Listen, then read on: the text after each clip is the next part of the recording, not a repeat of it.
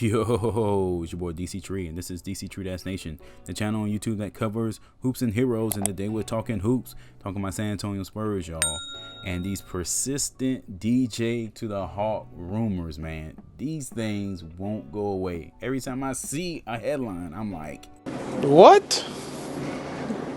Bro, what are you talking about, man? Because a part of me is like, man, we waited so long for DJ to develop. We waited so long for him to finally become an all-star. He has a breakout season, and we just gonna ship him off, man. We got to remember who we are. We don't get free agents like that, man. We don't get all-stars like that every day. So we got to really be careful. We might lose this. And then there's a flip side to this. I'm like, does this mean if we do trade him to the Hawks, does that mean we just giving up on the playoffs? Are we going for a full rebuild?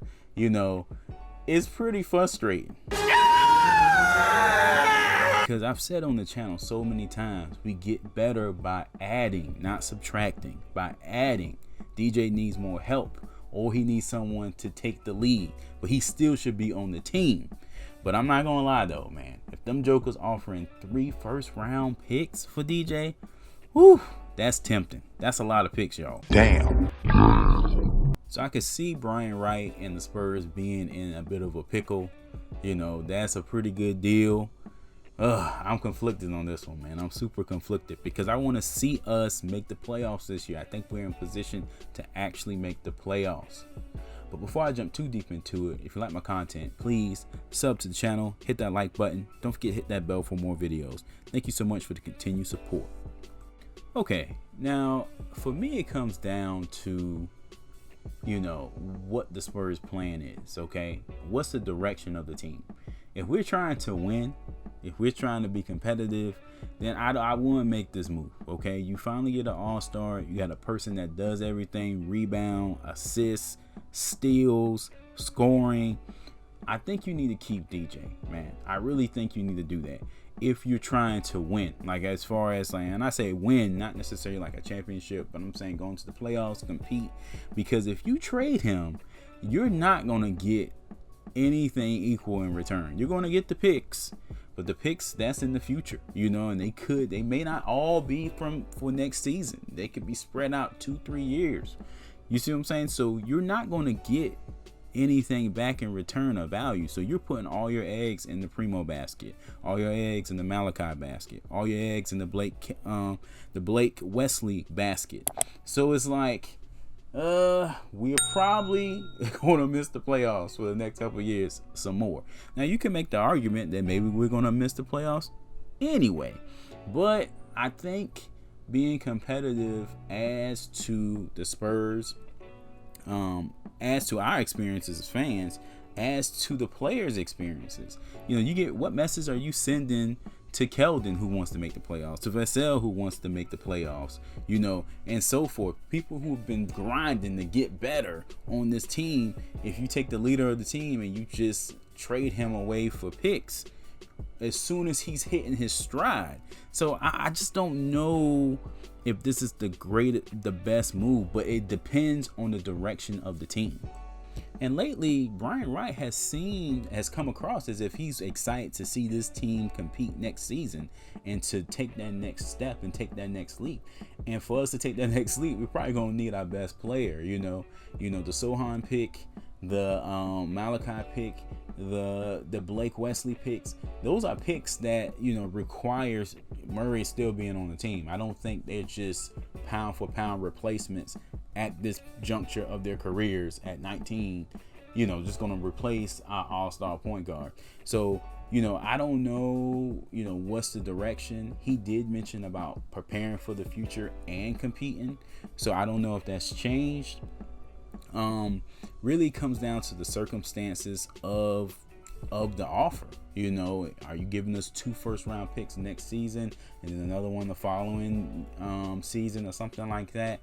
You know, I see both sides on this. You know, I see why the Spurs would do this, and I also see why they shouldn't do this. You know, if it was up to me, and I'm biased, I wouldn't make this move. Okay, there's a reason why everyone's inquiring about Dctree Murray is because his stock is up. Number 1 in the league in steals. Should have been on the defensive team. Should have been most improved player.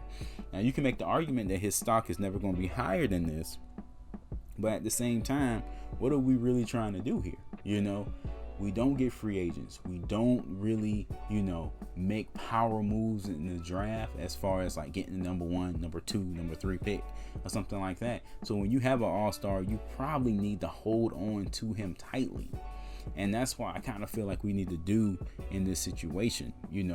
It's okay to be like the OKC Thunder and, get all these picks, but are we okay? Is the fan base okay with being mediocre for the next 2-3 years? This is a tough one, man. This is a tough one. As of this video, the rumors are swirling. I don't even know. A deal may be in place or may be happening as I speak, before I can even get this video uploaded for 30 minutes or something. That's just how strong these Atlanta Hawk rumors are. So I don't know, man. I don't know about this one. I am definitely conflicted. And I've heard people say or speculate that maybe they want to get rid of Murray now so they don't have to pay him 2 years down the line or extend him next year. And my answer to that is like, listen, having cap space and all that is great, but you got to spend money on someone. You have to pay someone, okay? If Murray improves on his game and gets better, you give him an opportunity to get better, which he's done every season in your system, and he deserves a big paycheck, give him the big paycheck. Remember, and I keep saying this over and over again, but we're not a hot destination for free agents. What are we saving all this money for? For which free agents? What superstars are available now? Fans say it all the time. Oh, let's trade Murray for a star. Let's trade him for the star. Let's trade Vassell. Let's trade Keldon for a star, for a star, for a star. What star? The only star I've seen lately that we've been linked to is Ayton. And the Ayton deal won't make much sense if you don't have Murray and Ayton together, Murray and Collins together. These are the things that are going to help us and propel us further quickly, But if we're just okay with being so-so for 2-3 more seasons while we wait for these 19-year-olds to develop, then maybe that's what we need to do. Maybe we do need to trade them. But, I just don't see that as a step forward. Doesn't seem like a step forward for me. We'll see what the Spurs do. It's good to have options. The Spurs usually don't make these type of deals anyway, but man, I would hate to break up this team when we have some chemistry. Murray and Jakob, Murray and Keldon, we got Sohan coming. We might have a deal to pull off with Ayton. I just hate to just make a knee-jerk decision on this for some first-round picks that we won't even probably get next season or next draft. It might be a couple drafts from now. And what if we get it in a draft that's a down year? That's a so-so draft. So we basically just gave up a star for what? So I really hope the Spurs think about this deeply before they pull the trigger. All right, guys, this is it for this one. Let me know in the comment section. Do you think we should trade DJ even for 3 picks? It's a tough one, man. It's a tough one. Let me know, and I will catch you in the next one. Peace.